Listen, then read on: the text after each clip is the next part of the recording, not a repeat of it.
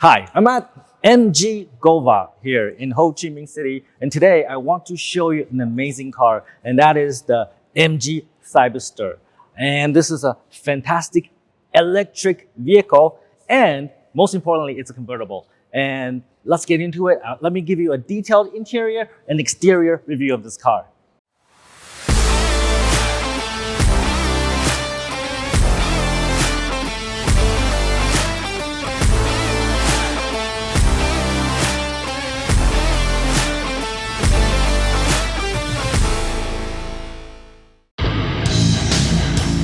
Hey Tom, it's the one and only Floyd Money Mayweather.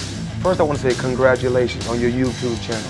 Everybody needs to follow your YouTube channel. So what everyone needs to do is subscribe to Tom Payne. Great guy, great person. Tom, keep up the great work. So when we think about MG as a brand, this is actually a car company, a car brand that's 100 years old. As you see, it started with Morris Oxford, all right? In 1924. And MG is notoriously known for its roadsters. For example, this is the 1971 MGB. They built small, nimble, two-seat cars that are convertibles, that are very flickable. And you can just take it down the country road and go into corners. That's the kind of cars they built. Unfortunately, the car company exchanged hands many times. Eventually, in year 2000, they went bankrupt and they were purchased by a Chinese company called SAIC. That's the Shanghai Automotive Company that purchased the MG brand. And then they started making cars like this one. This is the new MG5, all right? And over there, there's the MG RX5. And they start making cars that appeal to the mass consumer. But this year, in 2023, they announced they're gonna go back to their roots and they're gonna make cars like this.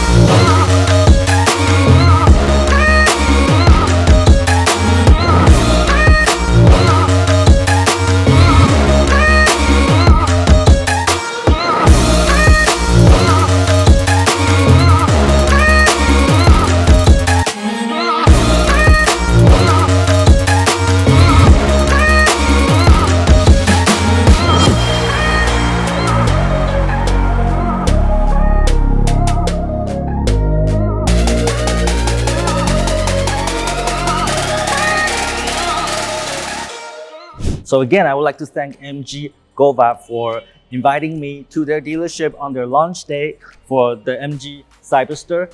And they're also launching the MG5 and the RX5. Both are actually very cool, very utilitarian, very usable fossil fuel gas cars, right? You know, I love electric cars, but if you're looking for a gas car, the MG brand is actually a really, really good choice. Look into it, come to the Gova dealership and find out more about the MG. Today, we're gonna talk about the Cyberster. So when I say MG, now a Chinese brand is going back to its roots and building roadsters like this one, it's not exactly accurate because cars like this are really heavy because they are electric vehicles. So I would say this is not a sports car, but this is a grand tourer. This is similar to the Mercedes SL class, or maybe the BMW 650 Cabriolet, or maybe the Bentley GTC. Basically, this is in those categories, convertibles and really good at going down the highway at a high speed with the roof down. And I love those type of cars. That's why I always have Mercedes SLs for the last probably 20 or 30 years. And now I think SLs and BMWs and Bentleys have a real competition in MG because this is a grand tourer. So let's start with the exterior of the MG Cyberster, all right? So when you look at this car, it does give you a very sporty profile. It looks like a sporty car. It looks like a Grand Tour. It looks like it can go fast, but it's not overly flashy. It's not like a Lamborghini or a Ferrari. So you can actually take this down the road, you know, and get some attention, but without being too overly flamboyant, you know, like being like you're not like a fucking rock star, right? But this will get attention for sure, especially with the roof down. Let's go around the car. I love the front profile of the MG Cyberster. It looks very sporty. This is actually very low. So imagine yourself getting hit by an MG Cyberster. Right? So you'll lose your leg, you'll lose your knee, but everything else will be okay because this is actually quite low. And I love the front grille. It looks like an actual grille, but of course it's not because it's an electric car. It does not need to breathe. So that is actually a fake grille, but it does make the car look sporty, like a really fast and powerful gas car. So even though it is an electric car, but it does not lose the profile of a sporty petrol car. It does have a long, elongated bonnet, all right, the front. This is actually totally not usable. If you open it, you'll see that it's fully occupied with different tanks for different fluids. So the front does not offer you a frunk. There's no storage there, but it does give you easy access to fill different type of fluids that this car requires. And while we're back to this corner, let me show you the big ass brakes. This is actually a Brembo brake. And with braking regen, this car is gonna brake so good, all right? So you can go fast and you can brake fast. And that is really, really cool. And I love the wheels. I love the wheels. It is a 20-inch rim and it looks beautiful. So the MG Cyberster is designed with aerodynamics in mind. If you look at the airflow, so the air kind of flows through this. There's kind of a foil there, and then there's a little bit of foil to trap the air inside here. And then, of course, it's got fins in the back. So all of this is not just to make it look handsome and sexy, but also to give it really good aerodynamic profile so that it will glow through the air so that it can help it go fast. And also on this foil here, it does have the 100th anniversary label here because they're releasing this car at the 100th year after the founding of MG. This is actually historically important model. I especially like the design. Look at all the grids that are in here. I don't know what purpose they offer, but they certainly look very cool. The car comes with two different variations, maybe three. One is rear-wheel drive and one is all-wheel drive. And if I'm going to buy this car, I'm gonna get the all-wheel drive version, which is gonna give you 544 horsepower.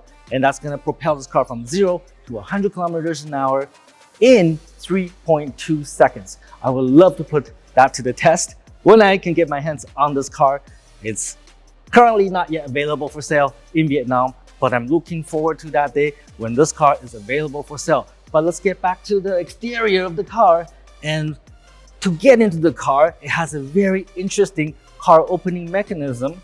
And there's a button here that you could press, but you have to immediately eject yourself, otherwise the door will not open. Let me show you what I mean. So when I press the door button, it's not opening because the car knows that I'm here. If the door open, it will smash me in the head. So the car is smart enough not to open the door. But let me show you how to do it again. If I press the button, yes!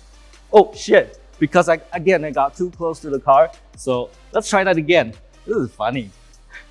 Okay, let's try to get this done right, okay? So press the button, run! Yeah! That's how you open the door on the MG Cyberster. You press the button and you have to eject yourself, all right? Of course, there's a better way of opening the door, and that is using the key, all right? So press the button, hold it. You don't have to get too close to the car, all right? So that's kind of a quirky feature of the MG Cyberster. Of course, this looks deceptively like a gas filler, all right? But no, it's actually a charger. You know, that's how you plug into the charger at home. Because if you buy this car in Vietnam, there's no charging network here. You can't really use the fast charging network. So you gotta set up the charger at home and plug it in right here. It's probably gonna take you a whole night to charge the car up to 100%. But you know what? That's pretty good because go home, charge up to 100%. Next day, you have a fully charged MG Cyberster ready to take you on a 500-kilometer journey, which is what a fully charged MG Cyberster allows you to do, 500 kilometers. That's pretty good. Of course, on paper, we really need to test that out. So let's go to the back end of the MG Cyberster, all right? And the first thing that stands out is the arrows, all right? They say that the arrows represent the British flag, all right? And I don't know, I think they just look like arrows. And I think it's kind of unique because there are no cars with turning signals like that. It does have a very sporty profile in the back as well. And let me show you the trunk. When you press the button, it pops up a little bit. I guess this is manual still, so you have to pull it up. And you do get a generous storage in the back, which probably will allow you to put 2 medium-sized luggages in there. It does go fairly deep, but it's not very high. So you have to plan accordingly when you travel with luggages or whatever you carry. So I do love the MG emblem here. I think it's well placed. Of course, this is an electric car, so there is no exhaust, which means it's quiet, all right? This car is going to be very quiet, but it does have some fake sounds that it does make. I'll show you that later. So this is what the car looks like when the rooftop is down, and it looks pretty sexy. There's actually a press a button. You can actually raise the roof, and it will be a soft canvas. And the cool thing about this is that you can actually raise or lower the canvas top while driving. I can't remember what actual speed you have to be under, but you can actually do it while you're driving, which I cannot do with my Mercedes SL because you actually have to stop the car, put it in park before you can actually do anything. So I thought that was a really cool feature. Don't have to stop to raise or lower the roof. So overall, I love the exterior appearance of this car. I really think it's a sexy car. It is a sexy sports car with the roof down. Later on, we're gonna see the car with the roof back up. So now let's get into the car and see what I really am impressed about this car, which is its interior. All right, let's go.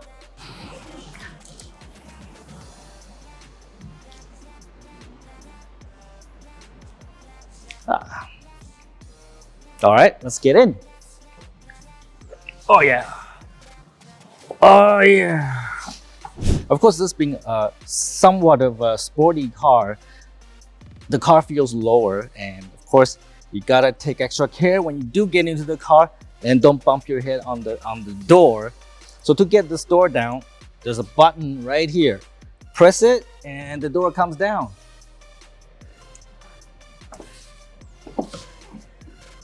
Oh, and then it puts you into the driving position. All right, let me lower the window here. So what's great about the MG Cyberster is that it's very civilized, all right? You never have to slam the door ever again. Everything's done for you. You just have to be careful not to get too close to the door when you try to open it. And now let's look at the interior.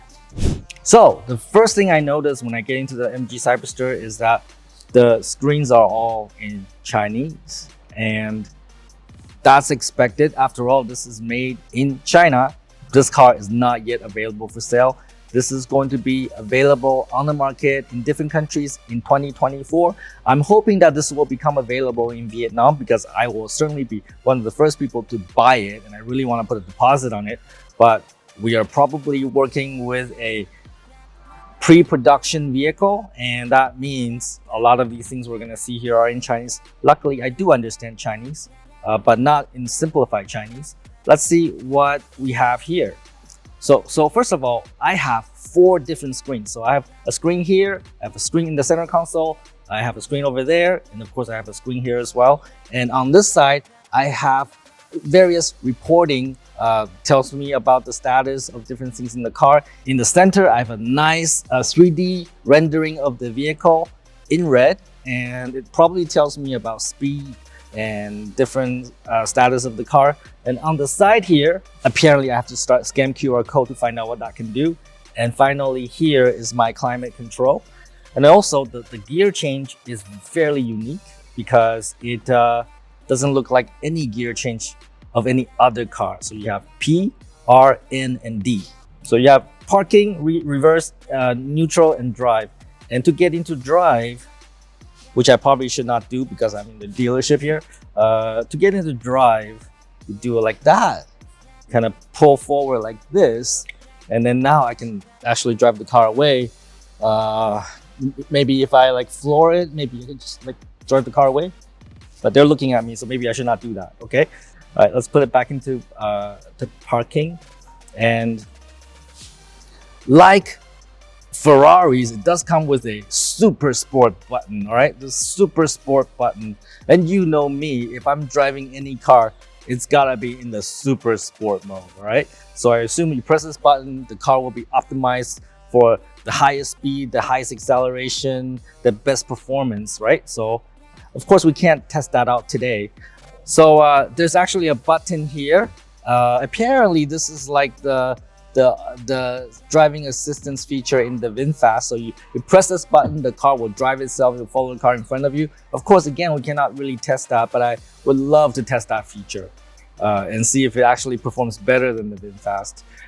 One thing I do notice about the steering wheel is that it is made of very, very nice material. It's made from probably really high quality leather. In fact, I would have to say that the quality of the finish in the car is exceptional. Look at this Alcantara, surface right here. Everything just feels very, very well done, very, very well put together. I would say this is something that I would pay probably $100,000 or more, and probably this is how much the car will be costing. The higher end version, the one with the 2 motors and 544 horsepower, I'm going to guess what the price of the car is going to be. But of course, the pricing is not final here in Vietnam. The seating position is actually quite comfortable, and it's very reminiscent of my Mercedes SL. It does feel, in fact, feels very much like my Mercedes SL. The seat actually holds you into position so that as you corner, it's not like you're actually gonna fling this car into corners, but as you fling into corners, you're pretty well held up in the car by the seat. So that is a good thing. In terms of storage, it's not gonna be great because it's a sports car after all. There's a little bit of storage here, and there's some storage in the back here. It is a 2-seat car. There's no second row, but you can actually put probably your small, bags in the back side here. And there's also some storage on the side. And it's not gonna offer you a whole lot, basically not much at all. And then of course there is the glove compartment, which also will not hold very much. So if you need to carry a lot of stuff, this probably is not the car you take. And we always have to talk about the cup holders, right? I like how the cup holders, when you put the cups in, you just go in like that. So it automatically create a space for your cup. And when you're done using it, you can raise the bottom like this. Push it in and come out. So the most important feature of a roadster, and I've owned many roadsters, mainly SLs and SLKs, the most important feature in a roadster is this. All right, this thing right here. This is called a rollover thing. In the SL, it's called the rollover bar, but in the case you do roll this car over, which will be actually quite difficult because it's so fucking heavy, but if you do roll over the car, this is gonna save your ass. This is gonna save your head, because without this, your head will turn into a mush, all right? It'll be a scrambled egg if you do roll this car over without it. So I'm happy it does come with this, all right? And now let me show you how to close the roof. So there's a button in the center console here. I've actually never done this, but I assume this is the button. When you press it, I think you do have to hold it, and the roof comes back up. And it's actually pretty quick. It's certainly faster than my SL. All right, and it's probably gonna close the window now. Bye-bye, see ya, bye. So now I'm inside the car, and it actually feels very quiet inside. I cannot hear anything outside.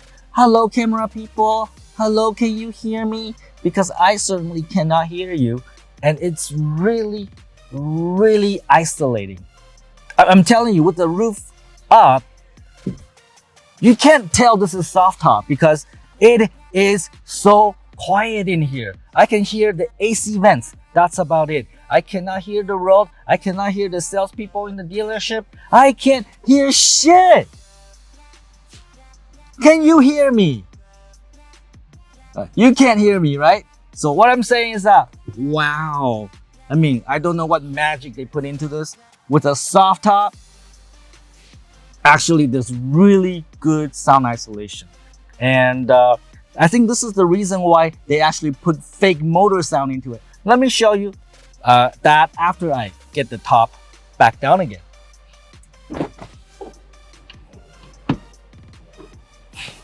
So now we got the roof down, and like I said, the car is so quiet when you have the roof up. And of course we can't drive the car, so really can't test the road noise, but I can tell this is going to be a very quiet car, which can be quite unnerving. When you're driving a car that makes no sound and you can't hear anything outside, you tend to get a little bit crazy, all right? Maybe a little bit nervous, maybe a little bit uncomfortable. So that's why MG actually put in fake sound in the car. Let me show you. So on this screen right here, there's actually an option to select the sound that you want to hear when you drive the MG Cyberster. So for example, you can have a gas car sound, like a traditional gas engine.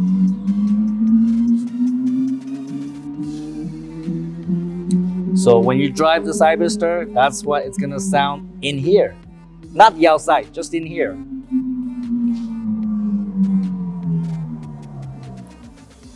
I think I prefer the quietness over that. How about another sound like this one? This is more like high tech. This is the EV sound, okay? Still, if it's me, I would prefer just the quietness. I don't mind the car being quiet. I actually enjoy that more than a very noisy, loud car.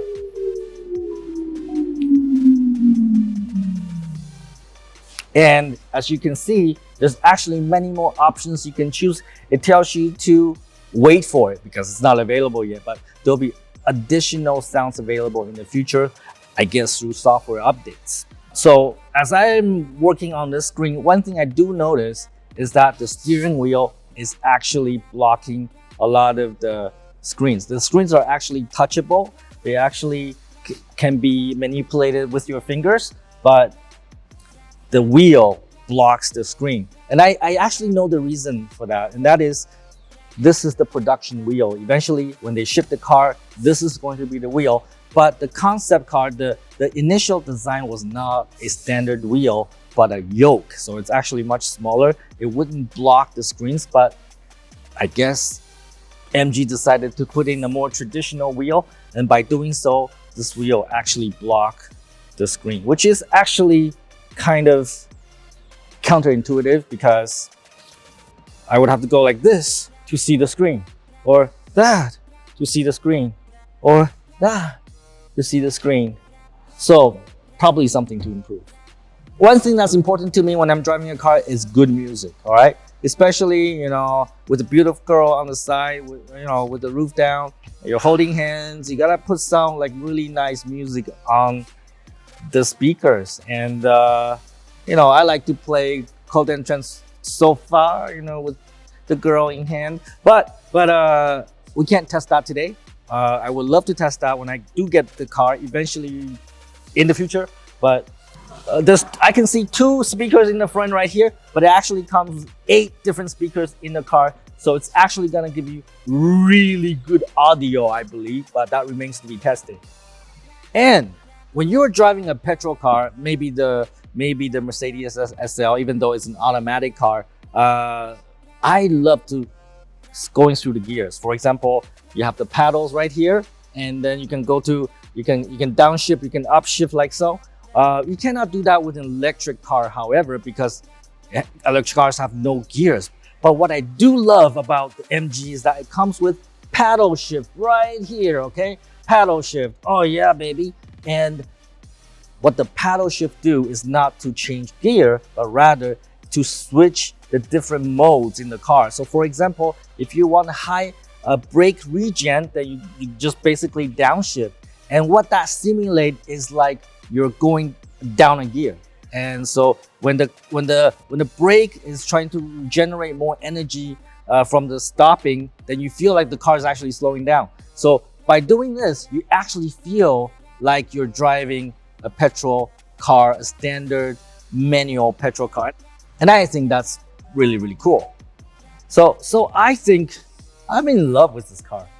I think this could be a replacement of my Mercedes SL in Canada. Maybe this is going to be my Roadster in Vietnam. And hey, Miss Fong. I don't know. I think this button right here. Hey. No, like that. Yeah, that's right. See, it does come with an armrest so that you can hold your girl's hand while you're like driving down the road with your roof down and with your 8 speakers. Yeah, that's life, man. That's life. Why you sit like that? You have to sit like a lady. And while Miss Fong is in the car, there's one more thing I noticed about the MG Cyberster, and that is everything in the consoles is facing me, meaning this is a very driver-centric car.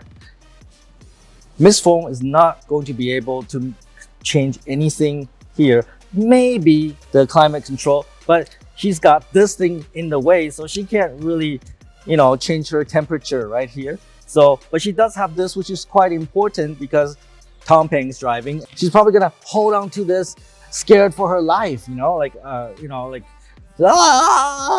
that, right? So that's important for her. But other than that, she really has no way to access any of the information and controls in the screens here. This is a very driver-centric car. So let me offer you my final summary of the MG Cyberster. This is a nice car. I mean, I would buy this car in any jurisdiction, whether it's Vietnam or Canada, anywhere. I would own one of these. Hey, how are you? Is this car for sale? Can I buy it? Hiện tại bây giờ thì chưa. Thì chưa, okay. When can I buy it? Cái này hiện tại bây giờ thì chưa, nhà máy nó chưa cho nhận cọc trước, thì khi nào mà có thì em sẽ báo sau. I see. When do you think that will happen?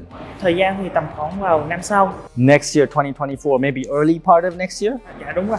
Oh, that's wonderful because I'll be coming back and I do want to put a deposit on this. I want to be one of the first people here in Vietnam to own the MG Cyberster. Dạ so do you want to sell me one? Dạ được. Okay, great, wonderful.